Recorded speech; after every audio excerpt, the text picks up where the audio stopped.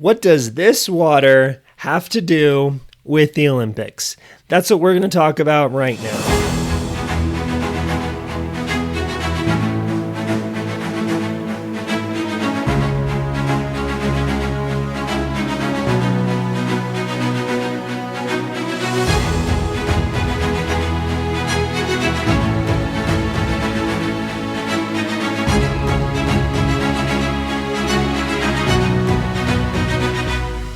I'm Dr. Michael Smith. I'm a naturopathic physician who loves the Olympics.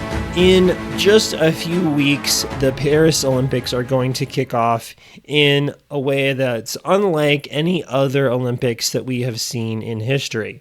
The opening ceremonies for all other games, including the Salt Lake City 2002 Winter Olympics, in which I lived right next to and part of, have all begun at a big stadium, whether it's football stadium, soccer stadium, track stadium. But for Paris, they are moving the opening ceremonies to the Seine River. The Seine is a long river, and it flows through the heart of Paris. It really defines the city in many ways. 2019, my wife and I went to Paris, France on a trip. And on that trip, I collected in this little shampoo bottle some water from the Seine River. So this is the Seine in my hand. The Seine River is going to be used with a flotilla of boats to carry athletes for what we are going to see during the Olympics and during the opening ceremonies. And it's also the site of the location for the triathlon swimming events and other water events as well. But there's a problem, and you might have heard about it in the news, is that the Seine River water quality is not that great. There's a few things and reasons why that is. First of all, Paris is an old city. It's been around for hundreds of years, and with an old city, with millions of people living in it and around it over history, there's sewage, and the sewage system has not always caught up or maintained with the population growth. So we have a lot of sewage that may or may not have ended up in the Seine River and causing water quality issues. And granted, there are lots of other reasons why there are water quality issues, but that I think is one of them. Paris has done an amazing job, from what I've read, building an underground water storage system, cleaning up and renovating and improving their sewage system to minimize this. But it still remains that levels of a certain bacteria are 2.5 times the normal limits of what they should be to be safe for swimming. That bacteria is E. Coli, or formerly known with the full name as Escherichia coli. E. coli, as depicted by my little friend here on this balloon, is a bacillus bacteria, which means it's a rod. It looks literally like this. It has a little flagellus, so this works really well, this balloon, for showing us the type of shape that the E. coli has. This is a happy bacteria. E. coli is found inside our bodies. We have E. coli in and around us. We've got different strains. This is strain A. We've got strain B. And they're just the happy. They're dividing. When they divide, they literally just separate off and form 2 new bacteria, and then they grow. Obviously, with balloons, I can't fully separate them, so that's what we get with that. But in our gut is where we have a lot of bacteria, and there's a lot of E. coli just naturally happening. If someone does a stool test, they would come in and give a stool sample, and on that stool sample, there would be a significant amount of E. coli. However, when things get out of balance is when things can go wrong.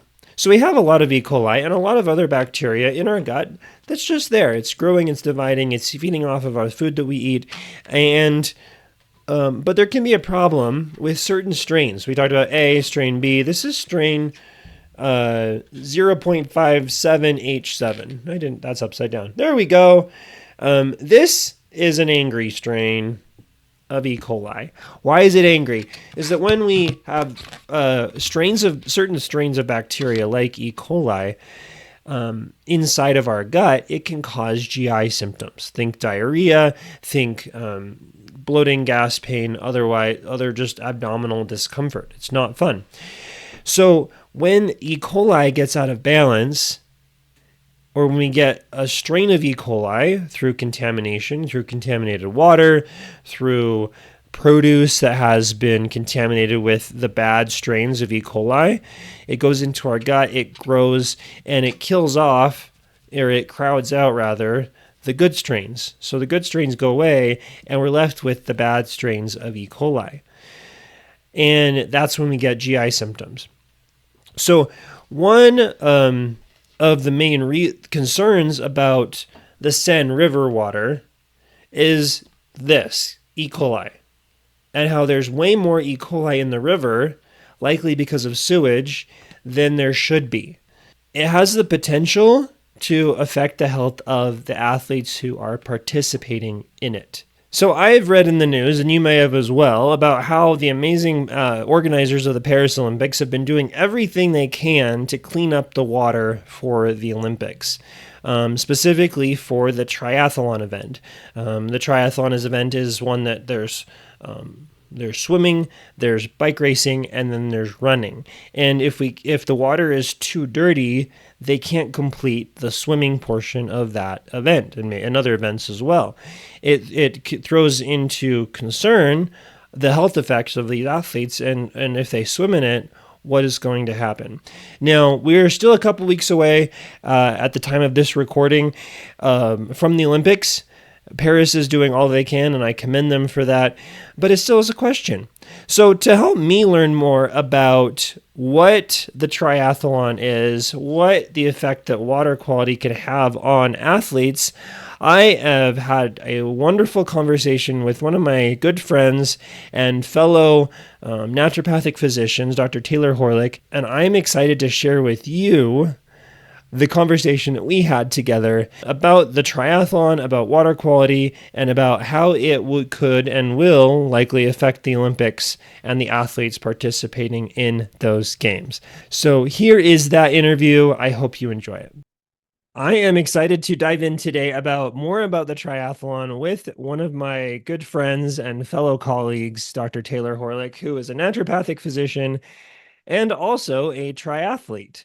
Dr. Horlick lives and practices in Portland, Oregon at Groundbreaking Health, where she uses a lot of great techniques, including neuroemotional technique, total body modification, and a lot of like whole body focus on helping people feel better. Dr. Horlick has been a triathlete since 2011 and has done a lot of great things with that. So I'm excited to learn more about the triathlon myself and help you do as well. So thanks for joining me today. You're very welcome. Thanks for having me. Okay, so for somebody that doesn't know, that maybe they've heard of triathlon, but they don't know like what it is exactly, how do you describe the triathlon? So triathlon, most simply put, is swim, bike, run. And then the distances vary depending on what race you do. There's sprint distances, which is the shortest distance. There's an Olympic distance, which is what will be happening in Paris in a few weeks. And then you get into the longer distances, the half Ironman and the Ironman distances. So an Olympic distance is a 1,500-meter swim. So it's just shy of a mile. It's 0.93-mile swim. Mm-hmm. And then you do a 24.6, I believe. I should look up the exact distance, but about 24-mile bike ride and then a 10K run at the end. So 6.2 miles at the end. And then a sprint is essentially half of those distances. The half Ironman is essentially double those distances. And then the full Ironman is double a half Ironman distance.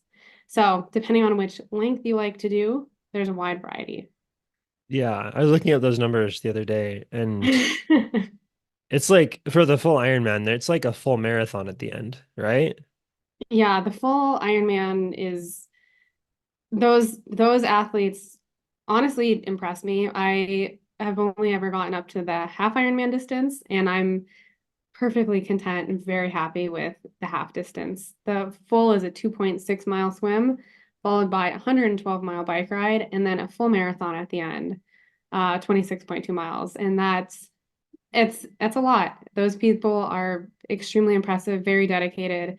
Takes a lot of time for training, full race day. Yeah, it's a long Hmm. one. What's your favorite distance, like of all of those to do?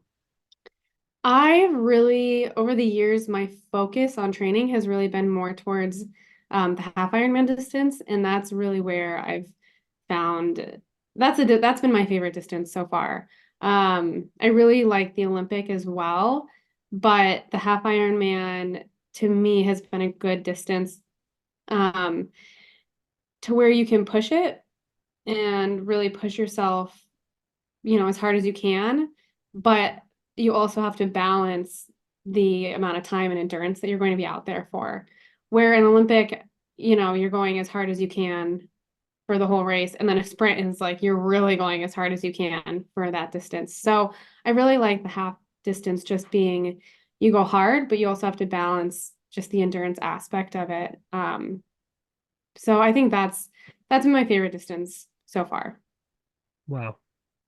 That Yeah. that's amazing. I've done swimming, I've done bike riding. I haven't done a lot of running myself, but I can only imagine that putting all those together would not be easy, and it takes practice. It's not easy. It takes a lot of practice, takes a lot of training. Um, yeah, and I wildly trained my way through school, which, you know, maybe I could have managed balance that a little bit better, but they're fun. It's crazy. And then you get to race day and whatever the weather is, you gotta make it work with the weather, whether it's crazy wind or rain or, whatever it is. Hmm. Every race is an adventure. Yeah. Yeah, Yeah. I remember in class hearing about your training and your races. That was fun. Yeah. Which leg is your favorite? Which of the three? I really think I've grown to like the bike. The stronger I get on, the stronger cyclist I become. The hills are not my favorite. But if I have a flatter course where I can just get down an arrow and grind out the miles per hour, grind out those watts, those are my favorites. I grew up a runner, so I started running in high school. So Hmm. that's really where all of this began for me. So then in college, when I started doing triathlon, that was my first time really biking and swimming. So I grew up a runner, but I'd say over the years, the stronger I get on the bike, that one's my favorite. And then the run, I'd say is my second favorite. And then I just survived the swim. Swim Hmm. mentality. Just survive the swim. And then you can start having fun on the bike and run. Yeah, because you do the swim first and then you jump on the Mhm. bike and then you go run after that. Yeah. Yeah. And the run is usually pretty painful. Um, Well, yeah. and especially in those half distances, you're pretty toast, you're pretty tired. It's, 11 or 12. It's pretty hot in the day. So you're just doing whatever you can mentally to just keep one foot moving in front of the other. Hmm. Yeah. What's your favorite memory as a triathlete? Maybe a race or something that you've done. Oh my gosh. There's so many there's just been so many to think about and do. But honestly, um, I would say the Boulder Half Ironman I did in 2019 before school has probably been my favorite memory to date. Because I was in great shape before school started. That was my last big race before school started, and it's in Boulder where I'm born and raised. So everybody there is an aspiring, professional triathlete. Hmm. So going back home for that race that year, I just remember mentally, being more of the mindset of like, I would just love to finish in the top 20. That's my goal. We'll see how this goes. And I remember finishing the race and my husband, came over, gave me a hug and a kiss and told me that I was in fourth place out of 95 women. So I think Wow. that was my favorite memory to date. And so in the 70.3 half Ironman distance and Ironman, if you finish within the top five, you get to stand on the podium. And so finishing in fourth place, and being at home, my whole family was there watching the race. And so my whole family got to be there for the awards, and I got to stand up on the podium and get, a big medal, award, I guess. It's not necessarily a trophy. I keep looking up because I have everything framed right in front of me. Mm-hmm. But so anyway, I think that was probably one of my favorite memories, just being on the podium and being at home for that race. And so I was able to have my whole family there, my mom, and my parents, and my brother and sister, and my husband came out for it as well. So that was a lot of fun. And then I would say I did 2 half Ironman last year, and I think last year just being able to finish those races was also in a different way some of my favorite memories, because after 4 years of medical school, and one of those races was in the middle of studying for boards, I was exhausted. I Mm-hmm. was just so tired. And just waking up race day morning, for both of those, one was at the end of May and one was at the end of July. I just truly didn't know if I was going to finish the race just with my pure fatigue level. So I'd say the fact that I was able to finish both of those races last year, is also just some of my most prized memories as well. Just knowing I got to finish them. That's awesome. I think Yeah. I think in life we often run races, figuratively maybe. And I think just finishing it is just half the battle. Yes. Not Oh, even yeah. like scoring or podium or like medaling, just finishing. Yeah. And that was my goal at the 2 races last year. Like I said, just burnt out from pretty much every end, from medical school and training in school and health stuff through school. So yeah, last year just being able to finish those races and prove to myself that, you know, I'm mentally strong enough to push through and finish the races. So I'd say I guess those 3 are my top favorite memories That's awesome. of Thank you for racing. sharing. Yeah. Um, Questions more specifically about swimming, and I know you're not the biggest of swimmers. First question, I know that a lot of the things in the news are like about just swim, don't drink the water, just swim in it. And we've obviously as physicians, naturopathic doctors, we help people with gut health, and that's where like E. coli can come in and wreak havoc if it's out of balance, things like that. Um, in your experience, how hard is it to swim and not get water in your mouth?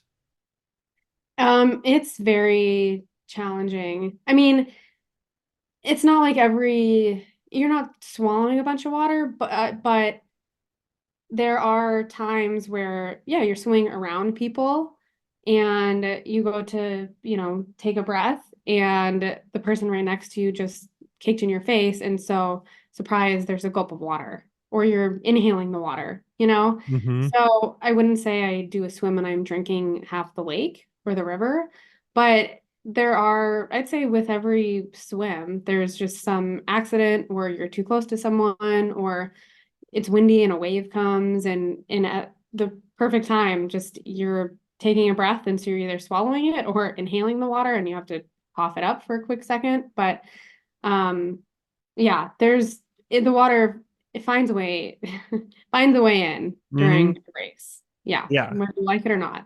So I can imagine that it's hard for these athletes that are facing the triathlon or the other distance swimming events. Like, you know, I can imagine it'd be hard for them because I've done lap swimming myself, granted Mhm. in a swimming pool with clean water, and so I kind of get it. But it sounds like it's a whole other dimension when you're actually racing.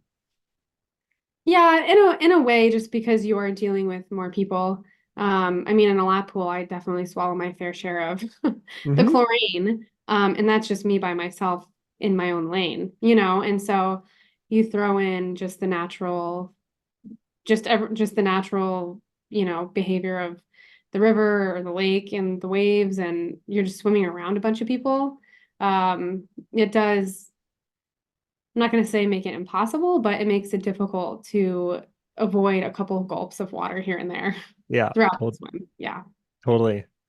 What are the different like water conditions that you've swam in as a triathlete? You Um, mentioned lakes and rivers. What do those look like?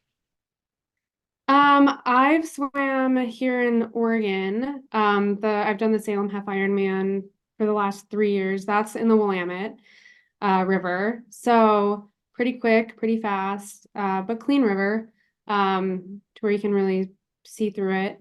The Coeur d'Alene Lake is always very clean. My mom and I just did that race 2 weeks ago. So it was extremely windy that day. So they actually shortened the swim because there were whitecaps all over the lake. So that was no longer safe for the athletes. So they didn't fully cancel it, but they shortened it to about a quarter of what it normally is. And Hmm. I'm so thankful they did. That was a rough swim. But usually the water I swim in, excuse me, being lakes or rivers, has usually been pretty clean. I do remember the Boulder Half Ironman when I did that in 2019. There was also concern of too high of E. coli levels in the days leading up to the race. So we weren't sure if we were going to be able to swim in it or not. But they whatever they did, treating it, who knows what they did. By the day before the race, they said, it was green light and we were able to swim in it. So, and I don't remember having any significant, after effects of elevated E. coli Hmm. or anything. So whatever they did must have worked, but usually they're pretty clean rivers and lakes that we swim in. Cool. Yeah, I think, and obviously each place that you do it, or even probably around the world, if you were to do international races, it would be different. Mm-hmm. Like the Seine River in Paris. So Mm-hmm. where they're at right now. How does like knowing that there's water quality issues, or maybe even um like really bad wind conditions or things like that, like how does that change your mental preparation for the race? Because you're like, if you do or do not do the swim part, that's a big part of the race. How does that Mm-hmm. change your mental preparation? I would say it's a little bit stressful because I don't love the swim. Like I said earlier, I survive it. But the swim aspect is really nice to have, especially, well, really in any race. And my mentality right now is just the half Ironman distance because it's really what I'm doing. But in any distance, the swim is really nice to have, just whether you love it or hate it. It helps just warm up the body before you jump on your bike. Um, and so to go into a race, not necessarily, or just with questionable swim conditions, it's a little bit stressful just in the way that um just trying to prepare for that. Like, you do have to mentally prepare for, oh, there might not be a swim and we're all just going to start, right out of the gates hard on our bikes. Or, maybe like for Boulder, the days leading up to it, we usually get in the swim a couple days or the day before just to feel out the water, see what it's like. So of course, in that, when the water is a little bit questionable with maybe bacteria levels, you are a little bit worried of like, well, if I get in the day before and swim in the lake or the reservoir, wherever it is, just to get a feel for the water, to get a feel for my wetsuit. Um, there is a little bit of that worry of, you know, is this water going to make me sick? And then am I not going to be able to race tomorrow? Or, if the water is questionable on race day morning, if I do drink a lot of it, is that going to throw, my GI and everything else off for the rest of the race? And is it going to ruin my race? Or, if there's wind, like for Coeur d'Alene, the day before it was pretty windy swimming in the lake, and I was pretty freaked out. I'm a pretty comfortable open water swimmer, but it felt like I was essentially swimming the ocean. And so race day morning, when the wind was even worse, it took a lot to mentally prepare for like, okay, this is going to be worse than yesterday. I can survive this. So yeah, the swim does take a lot of mental preparation if it's not going to be a perfect, perfect glassy, smooth river or Hmm. lake clean. It really can change the mentality of the rest of the race, in my opinion, from my experience. Yeah. And you certainly have more experience than most people. Um, Thank you for sharing. Yeah, it's intriguing to think about like what athletes are going through right now. We are that's I'm recording this today on the 9th of July. The opening ceremonies are the 26th. So we're like 17 days away, 2 weeks and change. Like what thinking about what those athletes are going through as they prepare for the race on the world stage.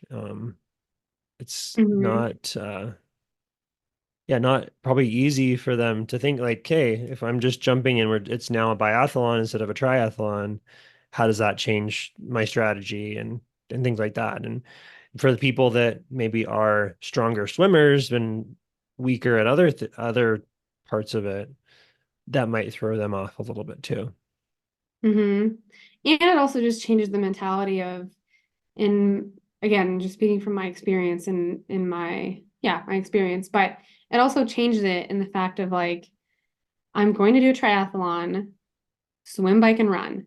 If the swim is canceled, I guess I almost feel cheated a little bit in that I didn't get to fully see what I was capable of that day with a third of the race. Granted, it's the smallest part of the race in the grand scheme of mileage, but to have one aspect of it cut out for any reason, it does make me feel just a little bit cheated. And a lot of times when the swim is canceled, usually it is for safety reasons. So we're thankful that our safety is being taken into account, but the competitive athletic side of myself also feels just a little bit cheated, in that I didn't get to fully prove myself and see, what I was capable of that day. And so I can't even imagine that on the world scale where everyone is watching, if, for whatever reason, they have to cancel the swim for the Olympics,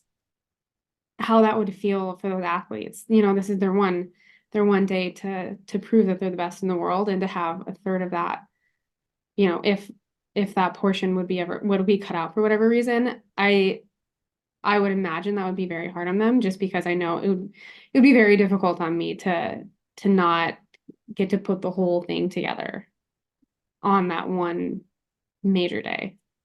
Totally. I Hmm. can definitely see that. Um, what have you learned from being an athlete that relates to your experience as both maybe a patient, but especially a physician, taking care of people? Like, I don't know if there's any correlations that you've noticed about things that you go through as an athlete, things that you go through maybe you as a patient or as just even as a doctor, like any relationships there. I would say it's a really great question. I think that I I mean, I would say my biggest learning experience about myself and myself as an athlete has been training through medical school, and just seeing um, how my hyper focus, and drive on training and wanting to be the best athlete that I can be really, really was not ideal for my health in medical school. Early on, I did not have a great balance with that.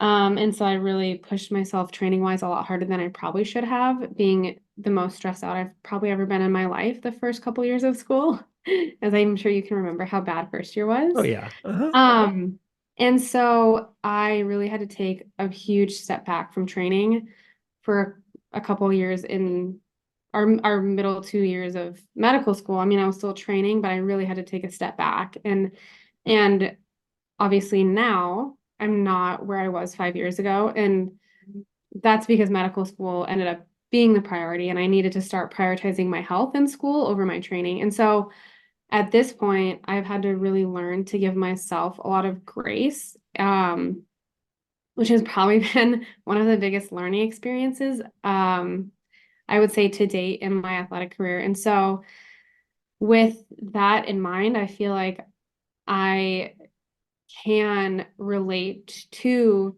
people and patients who do have this type A mentality, this drive, this need to be the best, athlete that they can be, or the best person that they can be.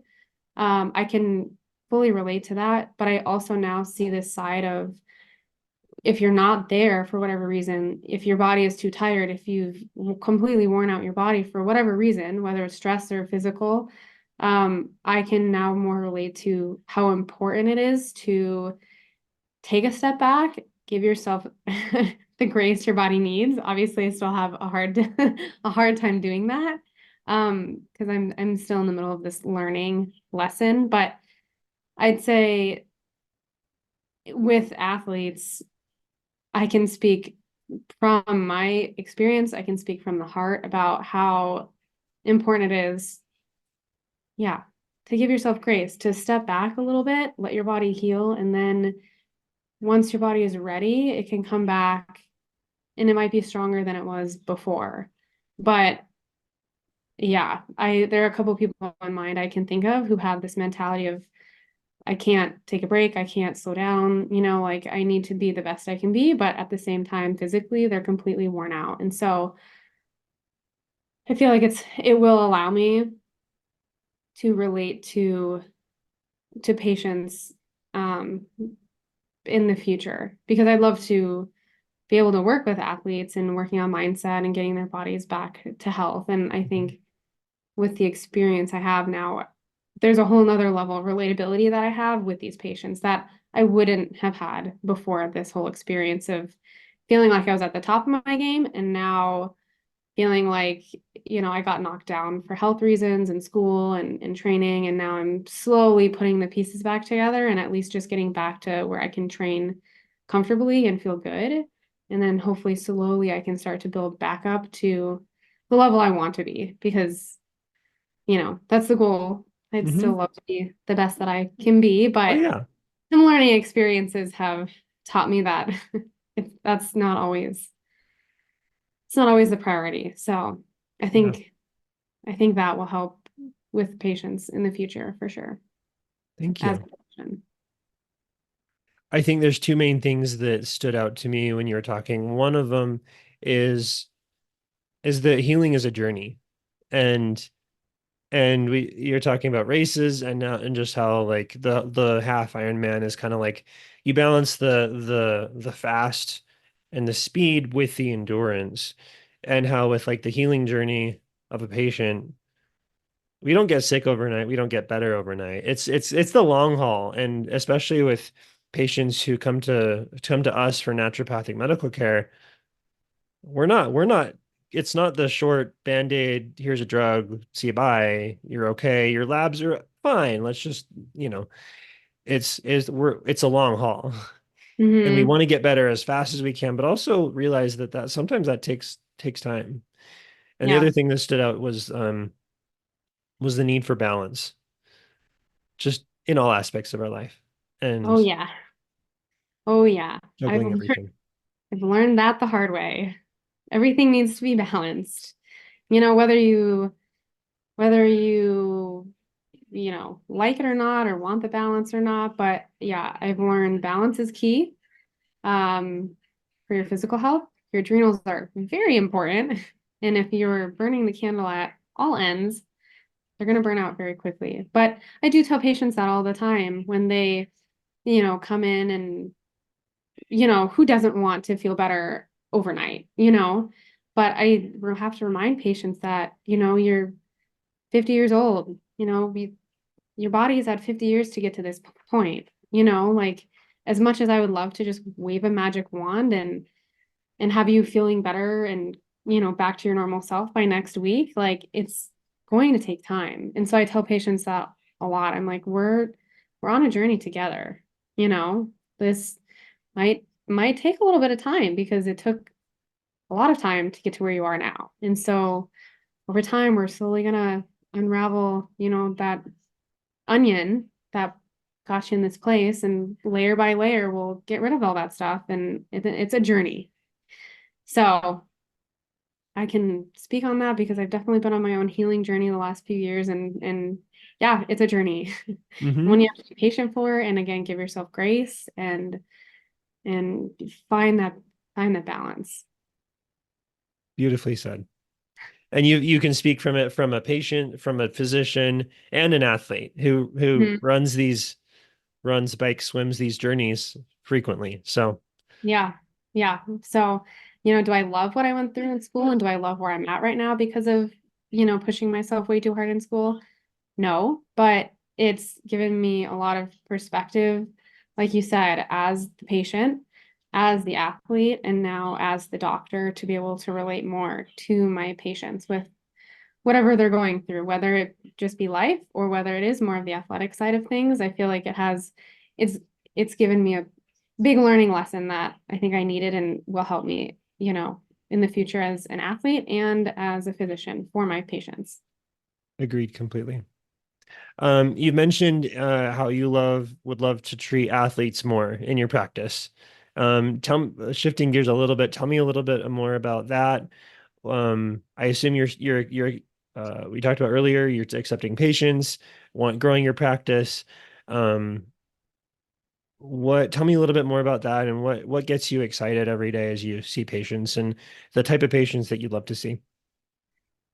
I honestly, what gets me excited every day is really just going into the office. I really love what I'm doing, and I really love these techniques that I have learned since finishing school.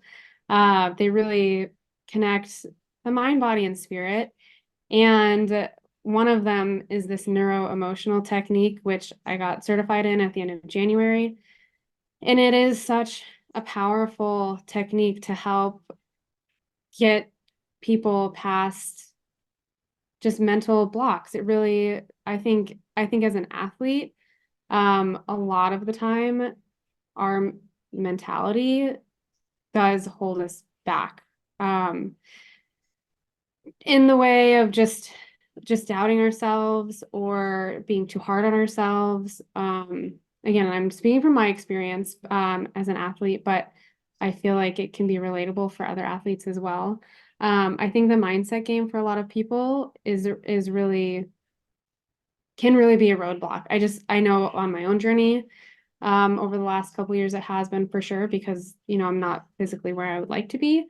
And so I think being able to work with people in general, but work with athletes and help them get to the level that they want to be physically and mentally would be really exciting for me, just because I would love to be able to help them get to exactly where they want to be, or if they're looking to be just this much better. I'd love to be the person to help them reach whatever goals that they have in mind. Um, and with these techniques I have, they'd be fantastic to help them get past whatever blocks that they might be having that are holding them back. And so, I'd love to get into more of the athlete world because I can just relate to them so much Completely. so on many different levels. But really, and just anybody in general, the patients that I've been seeing so far, every day is an adventure. Every day is new. Each patient is treated a little bit differently, which is the beauty of our medicine. It's, the whole person approach, whatever that person needs that day. So each day is different, each patient is different, and I truly love it so That's much. awesome. Um, so yeah, but athletes, would be really fun to see, to help them just achieve their goals and get to exactly where they want to be. That's awesome. And if somebody wanted to get a hold of you, what's the best way to do that? We have a clinic phone number that they could call, or they could email me as well. at Dr. Taylor at groundbreakingclinic.com. Cool. Yeah. And I will include all of that in below so that people can get a hold of you. Perfect. I'd say calling the clinic phone number. I'm extension 2 if people would want to get a hold of me, or sending me an email. And really after that, we usually just set up about a 30-minute, we call it discovery sessions, but a free 30-minute chat where I guess we could call, do that over the phone. If you could come into the office if it's not too far away, just to see the office, see where appointments would happen, and just talk a little bit about what you're looking for, and I can talk to you more about what I offer in the clinic, and then we could go from there. Perfect. Well, this has been a very enlightening conversation. Thank you so much for joining. It's great to connect. Yeah, you're so very welcome. It's been so fantastic connecting to you and talking all things triathlon and doctor.